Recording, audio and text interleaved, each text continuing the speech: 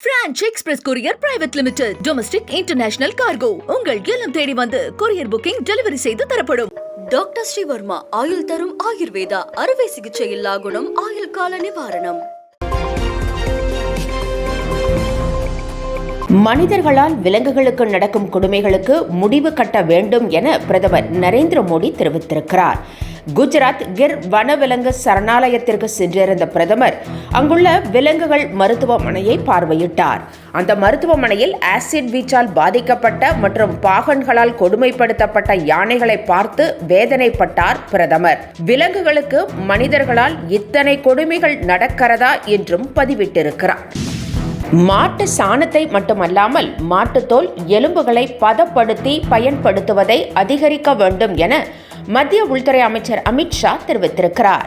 இவற்றால் ஆன காலணி உள்ளிட்ட பொருட்களை வணிகர்களுக்கு விற்பதை விட கூட்டுறவு சங்கங்கள் மூலம் விற்பனை செய்தால் விவசாயிகள் நல்ல லாபம் சம்பாதிக்க முடியும் என்றும் அமித்ஷா கூறியுள்ளார். 2026 ஆண்டிற்கான வேட்பாளரை சீமான் அறிவித்திருக்கிறார். தென்காசி தொகுதியில் நாம் தமிழர் கட்சி சார்பில் கௌஷிக் பாண்டியன் போட்டியிடுவார் என்று அறிவித்துள்ளார். இவர் கடந்த மக்களவை தொகுதியில் விருதுநகர் தொகுதியில் போட்டியிட்டவர். தேர்தலுக்கு இன்னும் ஒரு வருடம் கூட இல்லாத நிலையில் வியூகங்களை வகுக்கும் நடவடிக்கையில் கட்சிகள் இறங்கியுள்ள நிலையில் நாம் தமிழர் கட்சியின் தென்காசி சட்டமன்ற தொகுதியின் வேட்பாளரை சீமான் அறிவித்திருக்கிறார். +1 தேர்வுகள் இன்று தொடங்குகின்றன. இதற்கான ஏற்பாடுகளை பள்ளி கல்வித்துறை செய்திருக்கிறது. இந்த தேர்வினை 8,23,000 மாணவர்கள் எழுத உள்ளனர். இதற்காக 3,316 மையங்கள் அமைக்கப்பட்டுள்ளன. மாணவர்கள், பெற்றோர் தங்களது சந்தேகங்களை நிவர்த்தி செய்து கொள்ள தகவல் மையம் அமைக்கப்பட்டுள்ளது. இந்த மையம் காலை 8 மணி முதல் இரவு 8 மணி வரை செயல்படும் என்று தெரிவிக்கப்பட்டிருக்கிறது. தேர்வு மையங்களுக்கு குடிநீர் உள்ளிட்ட அடிப்படை வசதிகள், தடையில்லா மின்சாரம் உள்ளிட்டவற்றை அரசு ஏற்பாடு செய்திருக்கிறது.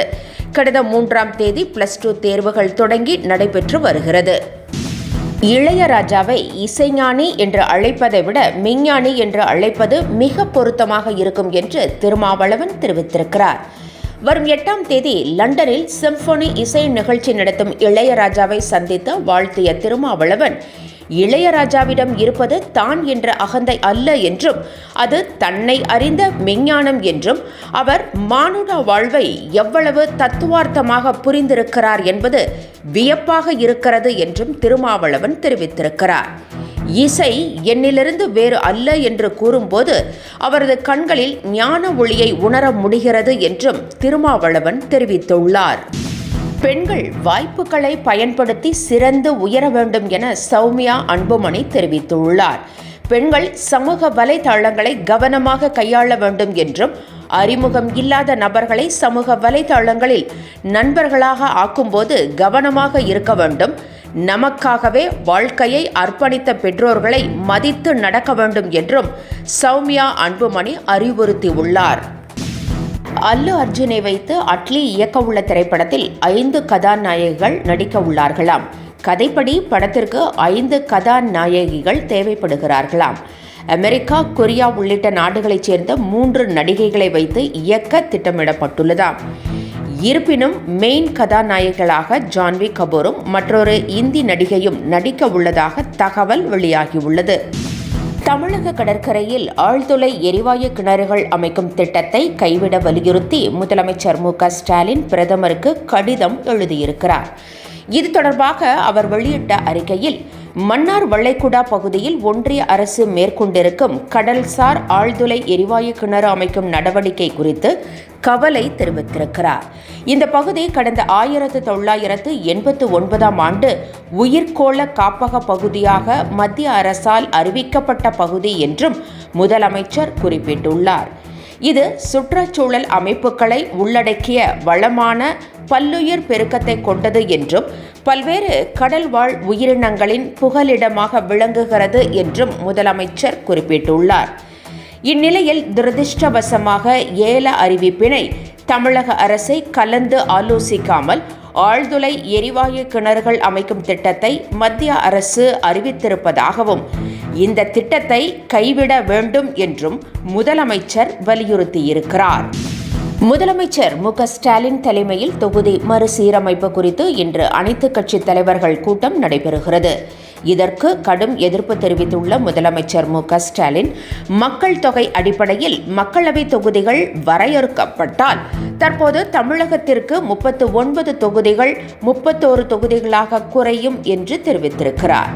மக்கள் தொகையை கட்டுக்குள் வைத்திருப்பதால் தமிழகம் உள்ளிட்ட தென் மாநிலங்களில் தொகுதிகள் குறையும் என்றும், அதேவேளையில் மக்கள் தொகையை கட்டுக்குள் வைக்காமல் உள்ள வட மாநிலங்களுக்கு தொகுதிகள் அதிகரிக்கும் என்றும் முதலமைச்சர் குறிப்பிட்டுள்ளார். இதன் மூலம் தமிழகத்தின் பிரதிநிதித்துவம் குறையும் என்றும், தமிழக உரிமைகளுக்கு குரல் எழுப்ப முடியாது என்றும் தெரிவித்துள்ள முதலமைச்சர் மு.க.ஸ்டாலின், இது குறித்து ஆலோசனை நடத்த அனைத்துக் கட்சி கூட்டத்தை இன்று கூட்டியுள்ளார். இதில் 45 கட்சிகளுக்கு அழைப்பு விடுக்கப்பட்டுள்ளது.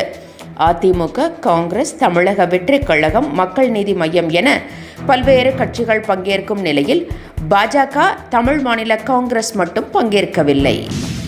இஸ்லாமியர்களுக்கு ரம்ஜான் வாழ்த்துச் சொல்வது பலருக்கு கோபம் வருவதாகவும், அவர்களுக்கு கோபம் வந்தாலும் தொடர்ந்து வாழ்த்துச் சொல்லுவோம் என்றும் துணை முதலமைச்சர் மு.க.ஸ்டாலின் தெரிவித்திருக்கிறார். சிறுபான்மை மக்கள் சொந்த வீடு போல இருக்கும் மாநிலம் தமிழ்நாடு மட்டும்தான் என்றும் அவர் குறிப்பிட்டுள்ளார். இஸ்லாமிய மக்களுக்கு இன்னல் வரும் போதெல்லாம் முதலில் துணை நிற்பது திமுக தான் என்றும், அவர்களுக்கு தொடர்ந்து வாழ்த்துக்களை தெரிவிப்போம் என்றும் துணை முதலமைச்சர் உதயநிதி ஸ்டாலின் தெரிவித்திருக்கிறார். இன்று முதல் 4 நாட்களுக்கு 3 டிகிரி வரை வெப்பம் அதிகரிக்கும் என்பதால் மக்கள் பாதுகாப்பாக இருக்கும்படி அறிவுறுத்தப்பட்டுள்ளது. தமிழகத்தில் கோடை வெப்பத்தின் தாக்கம் உணரப்படும் நிலையில் இன்று முதல் 8ஆம் தேதி வரை 2 முதல் 3 டிகிரி வெப்பம் அதிகரிக்கும் என வானிலை ஆய்வு மையம் கணித்திருக்கிறது.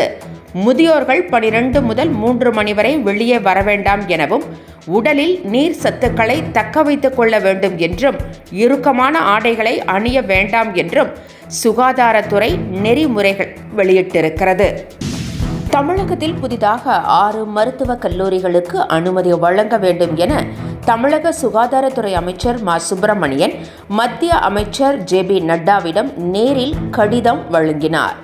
மாவட்டத்திற்கு ஒரு மருத்துவக் கல்லூரி என்ற அடிப்படையில் காஞ்சிபுரம், தென்காசி, மயிலாடுதுறை, பெரம்பலூர், ராணிப்பேட்டை, திருப்பத்தூர் மாவட்டங்களில் மருத்துவக் கல்லூரிகளை அமைக்க வேண்டும் என்றும், கோவையில் எய்ம்ஸ் மருத்துவமனை தேவை என்றும் அந்த கடிதத்தில் வலியுறுத்தப்பட்டுள்ளது.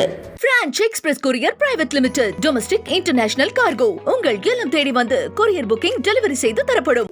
டாக்டர் ஸ்ரீவர்மா ஆயுள் தரும் ஆயுர்வேதா அறுவை சிகிச்சை இல்லா குணம், ஆயுள் கால நிவாரணம்.